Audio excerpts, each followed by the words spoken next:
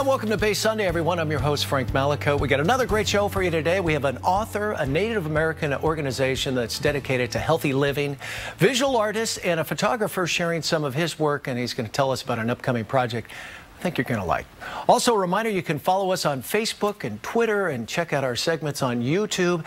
And be sure and send us all your ideas to cbssf.com, and you may just end up right here on Bay Sunday. We begin with an award-winning author and educator. She's been at the forefront of defining and redefining what it means to be diverse. Her book, Black, White, Other, follows Nina, a biracial young girl that is struggling to find her identity right here in the Bay Area. Here with us now is the author, Dr. Joan Lester. How are you? I'm great, thank you. Nice to be here. Good to have you with us. Let's talk about Nina. She's your central character.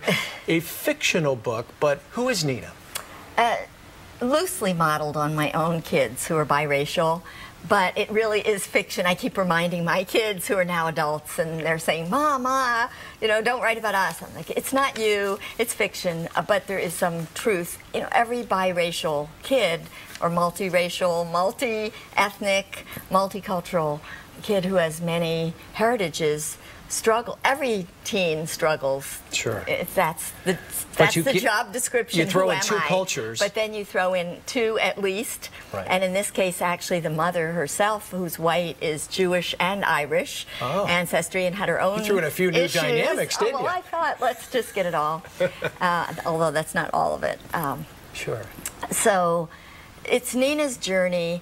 And it's also the journey of her great-grandmother, because to help provide a moral compass for her, Nina's father, who's her African-American parent, begins to write the story of his great-grandmother, who escaped from slavery in Virginia to Washington, D.C. And so he begins to write a fictional story for her. And as Nina sort of spirals out of control at 15, when the black kids are treating her one way at school and the white kids are treating her another way, and she's right in the middle, where do I belong? Who am I? Does anybody care about me? Right. And her parents divorce, and then so everything is fragmented. This story of her great-grandmother helps ground her. That kind of finds her way because of her, right? She does. And at one point she says, the only person I can talk to is this other fictional character, her great-grandmother. Right. Now, you have biracial kids. I do. Your former husband. And now grandkids. And grandkids, too.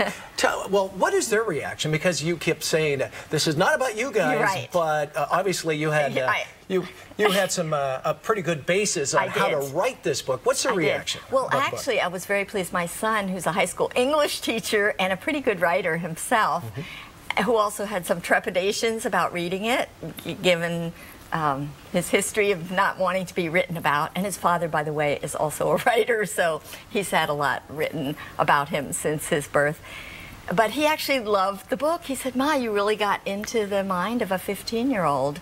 And he only had one objection. It's so amazing. It's a tiny, tiny thing. The boy in the book, Nina's brother, plays a sport. It happens to be the sport that my son plays. I didn't even think, it's like maybe mentioned once. So he said, Ma, could you have made a different sport? I'm like, no. I didn't even think of that. But it basically, all the children, and now my granddaughter, who's 12, has just read it. And she also approved. So I've got the family seal of approval. Could your kids relate to Nina a little bit, though, as they tried to find their way? Oh, yes. Oh, yes. Oh, yes. It wasn't always pretty.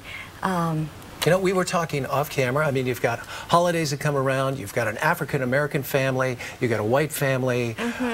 Some that may not approve of the marriage in the first place, and then these children are stuck in the middle. So it was tough on these kids. It was tough. And sometimes we would have family gatherings, and the white relatives, in an attempt to be, you know, sensitive, would say something like, what do you think of Martin Luther King Day? Or, you know, it's just something like this. And then, you know, my kids would say to me, Ma, why do they always only want to ask me about African-American topics? On the other hand, if there was no visibility of African-American topics, you know, that became problematic. So it's a time, teenage years, of extreme sensitivity anyway. What do people think of me? Everybody's looking at me. Who am I? What do you think of me? So it was tough, but they managed to come through it and integrate their identity to become multiple. so that they consider themselves both African American and biracial, sort of equally, as many people with multi-hued and multi-ethnic heritages do begin to have multiple I have identities. so many questions. Was it fun? Well, quickly, I've just got one more time. Was it fun? I loved writing it. I love writing fiction because I've written a lot of nonfiction before this, all about mostly race-related topics. It's really fun to write fiction. Yeah, and it's a quick read and it's a good read. Hey, thanks for joining us. Thank you. I've enjoyed it very much. Can I mention two upcoming book readings and signings? One at Book Passage on October 16th. Okay. The Venerable Book Passage in Corte Madera, and one on October 19th in Oakland at a great good place for books. Okay, very good. All right, Doctor. Thanks so much. My pleasure. Thanks for joining us. And if you'd like to get a copy of her book, you can simply go to her website, joanlester.com, or you can buy it at your local bookstore. Stay tuned. We got more Base Sunday coming up. We'll be right back.